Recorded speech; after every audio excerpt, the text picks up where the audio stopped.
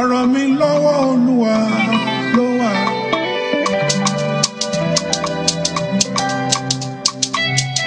ọ̀rọ̀ mi lọ́wọ́ Olúwa ló wà.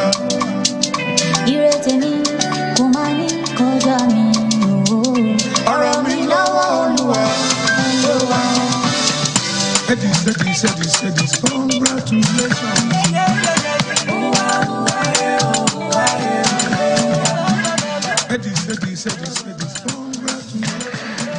Thank you for staying with us. Joy, if you're just joining us, welcome to Sunrise. The COP28 conference stands as a pivotal moment in the global efforts to address climate change, and its significance is particularly profound for Africa, with a specific focus on meeting the needs of countries like Nigeria. Nigeria, being one of the largest and most populous countries in Africa, plays a crucial role in the discussions at COP28. So the conference is expected to address the specific needs of Nigeria by focusing on initiatives that promote climate resilience, sustainable development, and green innovation. COP28 also acknowledges the importance of technology transfer and financial support for African nations to implement climate adaptation and mitigation measures effectively. This conference, therefore, seeks to establish mechanisms that facilitate the flow of green investments and technology to support Nigeria's transition to a low-carbon economy. Now, to have this discussion with us this morning, I'd like to welcome the Minister of State for the Environment, Dr. Isiaq Salako. Good morning, Doctor. Good morning, and thank you for having me. Yes. We also have with us Ambassador Ayola Olukoni, former DG of NACCIMA and Director, Nobles Green Energy Limited, Nigeria. Well, I'm sure we'll get him. Okay. And we also have Dr. Debisid Araba, Public Policy, Innovation and Strategy Specialist. Thank you for joining us. Well, thank you. Good morning. Thank you.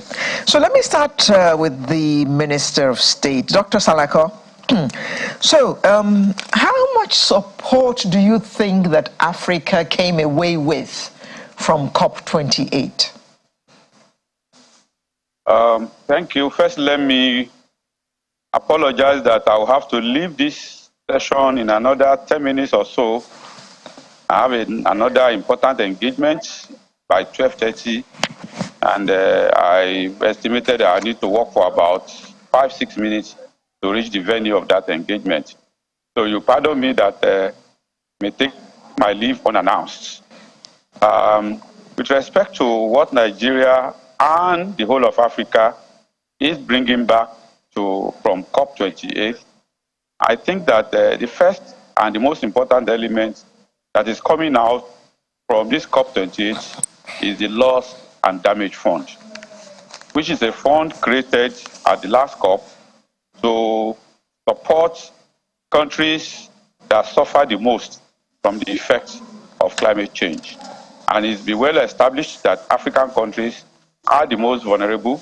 Nigeria is one of the top 10 countries that is most vulnerable to the effect of climate change. So Africa and Nigeria is coming back with an agreement on that, and already we are seeing pledges from the polluting countries, I'll call, and we hope that it's going to help African countries and developing countries as a whole to mitigate, to adapt to the effect of climate change.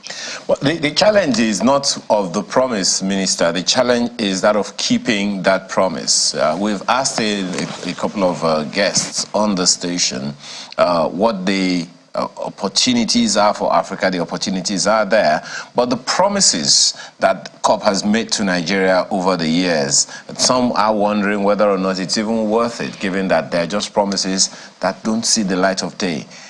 What guarantees can you give your fellow compatriots at this time, Minister, that this one will be different? Well, first is to say that first the promises have to be made, before you can run after it, you know. Yes, in the past, promises are not being kept up to the scale that is expected. It's not that they are not being kept at all. It's just not being kept up to the scale of expectation. Even in this COP28, the pledges are not up to the scale of expectation. I don't think I'm in a position to give guarantees. What I can just say is that with Africa speaking at one voice, which we agreed at the African Climate Summit in Nairobi, Kenya, where we were able to agree on the top agenda for Africa, and we have come here to COP28 to speak in that light as one voice. I think that the pressure is more on the developing world to ensure that they're not just making promises, they are fulfilling the promise. Earlier today, I was in a session where I announced an alliance that is being led by Nigeria, which is an alliance on nature finance. The whole essence of the alliance is to organize developing countries of the world to be able to, in a uniform manner, as a team, put pressure to ensure that some of the promises that have been made to support climate actions are met. So I believe that with the promise, then we have a firmer ground to approach for fulfillment of those promises. But if there are no promises in the first place, there will be nothing to ask for them to fulfill. Well, I'm glad you mentioned this Ministerial Alliance for Nature Finance, because at that address that you delivered, you highlighted the need to create mechanisms to ensure that what the needful is done in keeping those promises. What are some of these mechanisms, particularly having to work with other countries such as Liberia and Sierra Leone? What are the likely mechanisms to ensure that these promises are kept? We're putting together a kind of accountability framework, which will ensure that we are able to track the promises and the fulfillment of the promises. We're also able to track how those promises are being utilized, because if you demand for accountability, we must also be accountable. So those mechanisms, because one of the very important elements in also getting these promises to be fulfilled is transparency and accountability. So when we're able to put that kind of mechanism together, we're also in a better position to demand the fulfillment of those promises. I think we still have 2 minutes with you, Honorable Minister. Part of the conversation that a number of people have had about this particular issue of climate change is that of communication with the people. And I think we've even asked you that the last time you were in the studio with us. Talk to us about communicating climate change initiatives to Nigerians. How easily do they get it, particularly at rural areas, rural communities where these things actually affect them the most? And of course, in urban Nigeria, how are we communicating these ideals to the people? And what's been the reception? First, I must agree with you. That is one big gap that I have found. The communication is not as robust as it ought to be. The level of knowledge and environmental awareness is still low. Therefore, one of the key priorities of the Federal Ministry of Environment and indeed the federal government of Nigeria is to ensure that we scale up on our communication, we engage on a periodic and regular basis with stakeholders, and we ensure that especially the fourth estate of the realm is carried along. If you see, I have to innovate to be part of this interview because this environment is not created for interviews. So here I am, even sitting outside to grab this interview because of the level of importance that we have attached to ensuring that we are able to communicate what we are doing to Nigerians. So we will continue to scale up, and I assure you that the Federal Ministry of Environment will communicate better and improve on increasing the awareness of Nigerians. Minister of State for the Environment, thank you very much, Dr. Isiaq Salako. We're sorry to have to let you go now, but we have no choice. We'll just have to continue the discussion without you. Thank you very much. It's my pleasure to be here. Thank you for the opportunity. Now, Dr. Araba, among the things that we brought back was, I do apologize, a commitment for the manufacture of lithium batteries in Nigeria. Of what benefit is that to us, really? It's a game changer. As we go through the transition, weaning ourselves off dependence. Can you hear me, by the way? Yeah, we can hear you. Go ahead. Okay. As we wean ourselves off dependence on fossil fuel and internal combustion engines, and we transition towards electric vehicles, we are going to depend more on these materials that will be critical components for manufacturing batteries, or high capacity power storage units, both for vehicles and all additional energy needs. And as the Nigerian and other African countries have these natural resources, it is important that we capitalize on the availability of the natural resources to build industrial strategies around manufacturing these components domestically. So we more or less lost out on building an industrial base around fossil fuels over the last century or so, because we were primarily exporting raw materials. And it is imperative that Nigeria, not just Nigeria, but Nigeria and other African countries where these natural resources exist in abundance, build out the industrial capacity, that they improve on the value addition, building out the other components, and ensuring that they're exporting finished high-value products, but also importing the know-how that enables their economies to transition towards a zero-carbon future that we all hope we can. Doctor, the increased access to climate finance that we're supposed to be getting, exactly from which countries are we going to get it? And exactly how much are we expecting, and what are we going to be doing with the funds? Yes, this is, thank you very much. This is a rather complicated, I think it's less about who is giving who the money, more about how we redesign the global financial architecture.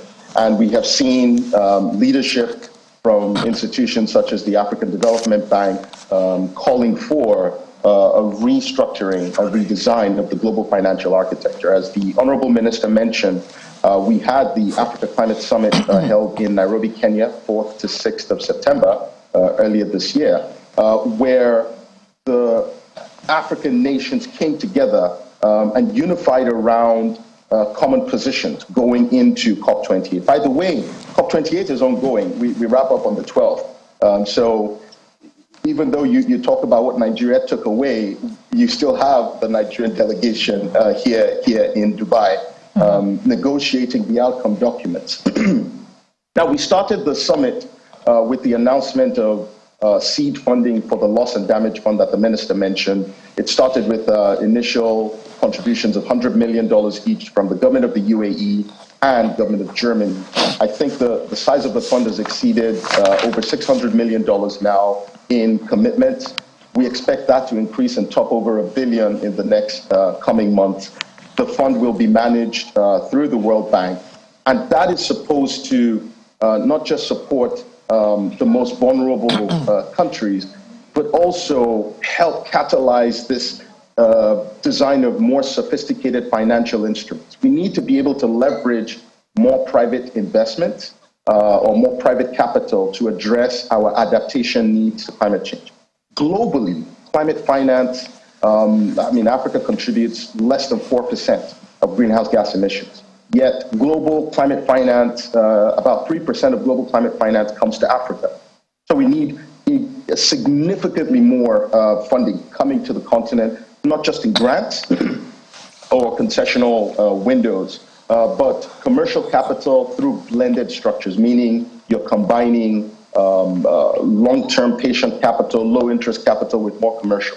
So how do we ensure that the private sector can invest in sectors to ensure that we not just mitigate our contributions to greenhouse gas emissions, but more crucially, how do we adapt to a changing climate? Of course, we're all experiencing the impact of climate change now, where we witness flash floods and all the shocks and stresses, the impacts on infrastructure, housing and livelihoods.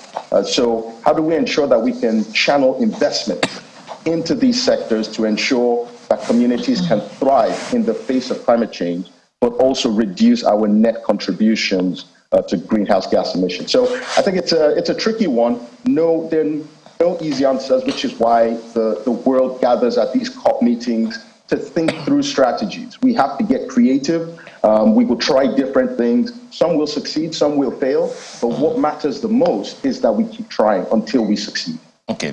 Let me ask Ambassador Olukoni this one. By the way, thank you for joining us, Ambassador.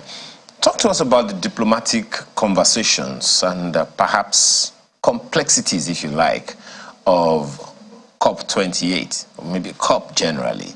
How it is that promises are made to developing countries or underdeveloped economies, and for quite a while, those promises aren't kept. Or talk to us about the complexities that Nigerians need to understand as to why some things happen the way they do and why some things don't happen. One of those issues that's been controversial, which I'm Thank you very much, and I sincerely hope you can hear me. Yeah, I can hear you. Go ahead. Okay, thank you. Well, I have been involved in the whole question of environment for close to 36 years now. When the Rwanda report came into the United Nations, report of the World Commission on Environment and Development. And subsequently, I also did a master. I was in the Permission, New York, and I was also involved in diplomatic negotiations of the Basel Convention on Hazardous Waste, which started because of the crisis and the problem of cocoa waste. And then fast forward to contemporary times, I also serve as acting permanent representative to the United Nations to the UN in Nairobi, in Kenya. So I have a theoretical perspective of it, and I also have a practical perspective of it. It's a tough thing, but of course, these international processes help us. But let me share some small little story to you, to give you practical example, because subsequently I became the Director General of NACCIMA, and of course what Dr. Araba was talking about in terms of the question and issue of the private sector. I was involved in the implementation of the Urban Hill Rainforest Program. This was in 1991, when I came back from New York. Then the Urban Hill Rainforest, of course, is a very important aspect. In fact, it's so important that it is described as one of the oxygen lungs of Africa. The Germans were putting some money, about 60 million Dutch mark then, into that. So we traveled together with the German delegation to that particular place. And then I remember Mr. Chris Ebre, just about 200 meters before we got to the village, the core forest. He said, can we park here? The Germans were with me, I was with them, and they were supposed to put money into that project. And we said, why? He said, look, I have to go and talk to the chief of the village and the villagers, because they said they are tired of people promising money and people coming here. And because they said we don't want to see it. So he went. Eventually, when he went, we were allowed to enter the village. I'm talking about Cross River State. We passed through Akampa, the headquarters of the National Forest on the urban hills at that particular place. So we now started speaking and it was done. So the chief of the village said, look, every time they bring, you people come here from Abuja and come here with white people and German. For the Urban Hill Rainforest Program, at that particular period, the farmers were requested to stop farming and they were relocated to an economic support zone. So they stopped, and then, of course, the money did not come. The money did not come for months, over a year. So the people said, no, we are going back into the forest to continue what we used to do. I'm giving this practical example, of course, like I said, I haven't served in the Permission, New York, and also haven't served in the permanent mission in Nairobi. Who brought me? I'll give you another example. when I was in Nairobi in Kenya, we had an agreement. We tapped into MOU between Nigeria and Jeff. Jeff, for example, is the Global Environment Facility. We came, of course, way back 1992. And then the question of implementation now came in. I will now say, what are we doing? So we agreed between Jeff, UNDP, and Nigeria. 5 areas: climate change, CBD, Convention on Biodiversity, desertification, and I think capacity development and a few other things. So I came from Nairobi. I traveled home and invited people that they should bring in people from the states to come and understand, because sometimes we forget that the subnational level is very, very important. So many of those people came and on the part at the national level is necessary. Because if I give you a good example now, by the way, I was supposed to be on run for 8. But of course, for various people, what happened. When the tickets were reading 3 million, I said 3 million, I will use part of it to do something more, So I didn't know, but I'm monitoring discussion every day, every second. Dr. spoke about, I think for that, we now we talked about maybe about $800 million beyond 2 days. But we are talking about 30. Oh dear. Oh dear. Well, incidentally, we have to wrap this up shortly. Okay. Sorry. Okay, go ahead, sir. So I am giving practical dimension in terms of implementation, because I work closely with the Federal Ministry of Environment, especially before the Climate Council came. The Climate Change Unit, headed by one Dr. Aide, was the one I also worked with. So these are key issues, which, of course, in terms, it's always the question and issues of implementation. I serve as the Vice President of FAID, Fight Against Desert Encroachment, and we'll be making an effort to tap into some of these funds. We're planting a tree in Makuda, in a place in Kano, near Kano, and I know how tough it is. So, well, the promises are good, but beyond the promises, 3 things: implementation. Let me say these and now, and I will stop. I want to give a lecture on the environment in Ibadan. In terms of what will happen, we are dealing with municipal authorities. So we invited the Commissioner of Environment in Oyo State.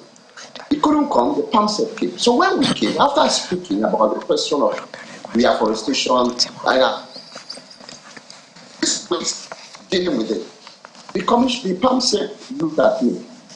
He said, Ambassador, thank you for what you're doing. He said, when we tell our people this issue, and we said there's a buy-in, and that when there's a buy-in, what they need to do is to also put in them some money to be able to clear the waste.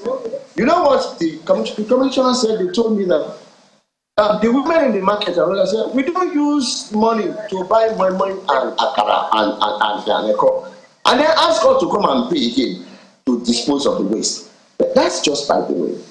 But the most important thing is that this international process is important. I was part of the COPs in the past. When I served in Nairobi in Kenya, I was part of, I think it was COP12, and I remember very well a lot of things, because these COPs, all sorts of people are there, like something thousand, as I speak now. And then of course the question and issue of implementation. As I speak to you, I'm aware that some agreement have been signed in Dubai, and I know that Nobles Green Energy, which I developed, which I also work with, and also an NGO thereabout, are signed in terms of the reforestation program in Niger State, then Osun State too also, and of course about €1 million has been committed. Accessing those funds. Because don't let us forget, there will also be the counterpart. Ambassador, funding. I'm sorry to have to cut you short. I'm very sorry to have to cut you short, but we've run completely out of time, and all I have to say now is thank you very much for joining us. Sorry, we don't have too much time. I know that this is a very important topic, which is why we're talking about it at all.